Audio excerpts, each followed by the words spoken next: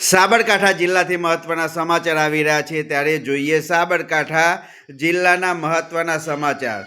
સાબરકાંઠા જિલ્લાની એસઓજી ટીમને વધુ એક સફળતા મળી છે ત્યારે હિંમતનગરમાં એસઓજીની ટીમને સફળતા મળી છે। 105 નશીલા કફ સિરપની બોટલો જપ્ત કરીને 33,480નો મુદ્દામાલ જપ્ત કર્યો છે।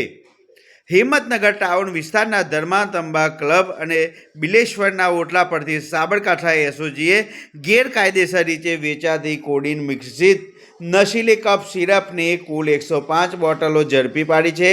યુવાનોમાં વધતા રહેલા નશાના પ્રસારને રોકવા એસઓજીની ટીમે ખાસ ઇનપુટના આધારે આ રેડ પાડીને મોટી સફળતા પ્રાપ્ત કરી છે। કાર્યવાહી દરમિયાન કુડા ઉર્ફે કુરાન પરમાર, હનીફ કુમાર, સરતાનલાલ પરમાર સહિતના લોકો પાસેથી બોટલો મળી આવી હતી।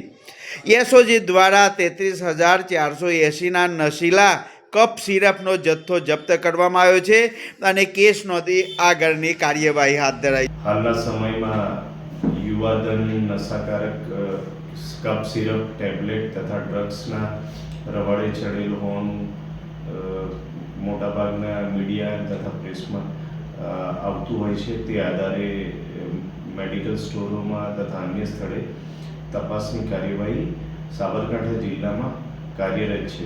તે અનુસંધાને હિંમતનગર ટાઉન વિસ્તારમાં હિંમતનગર બસ સ્ટેન્ડ પાસે એક વ્યક્તિ આ નાની બોટલો કફ સિરપની લઈને